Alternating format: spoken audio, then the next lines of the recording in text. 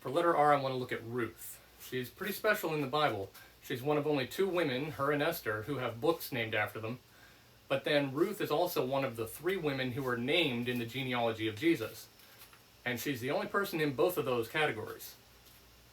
Ruth has a pretty short story. It's only 4 chapters. And whoever it was that wrote that down apparently did not want us to miss how crazy it was for Ruth to be in this context.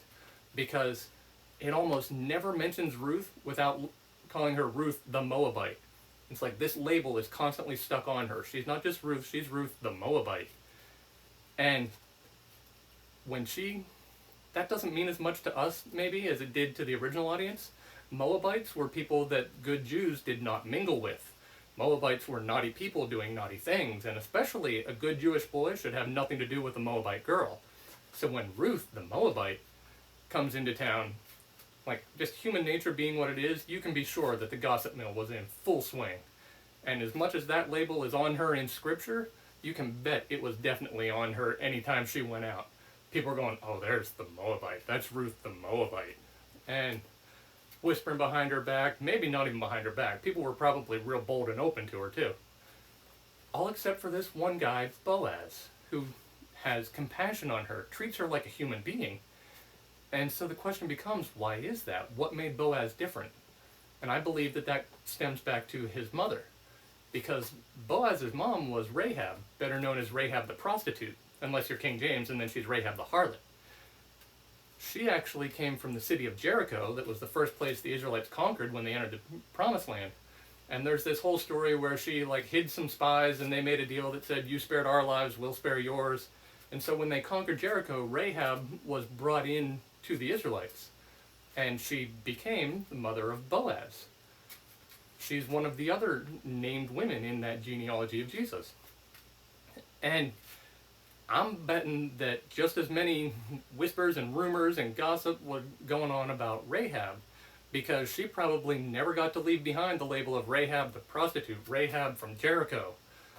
And so odds are good that Boaz got in a lot of schoolyard fights with people who said something about his mama.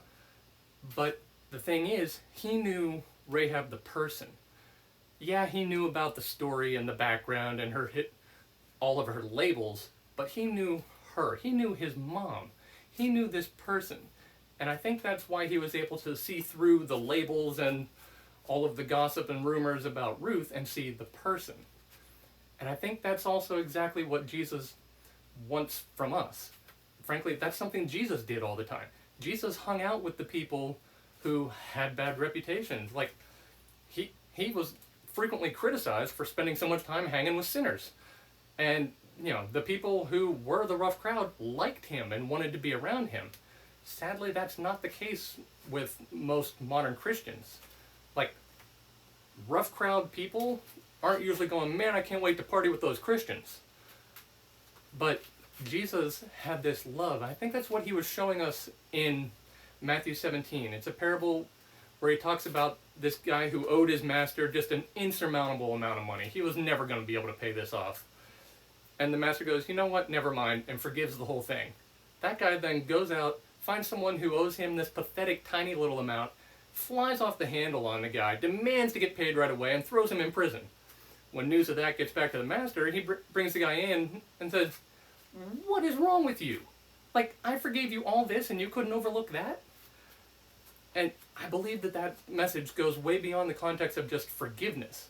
But this is the kind of grace and mercy and compassion and empathy, and frankly, the best term is just love. That is what Boaz showed to Ruth, and it's what Jesus showed to the rough crowd in his day, and it's what we are supposed to show to the people around us. And the story there with Boaz, it's the ones who have felt that need for acceptance. Whether you really received it or not, it's the ones who felt like, man, I wish someone would cut me a break, are the ones who are that much more likely to cut the next guy a break, to show that kind of compassion. And I think this is also why Jesus said, the one who's forgiven much loves much.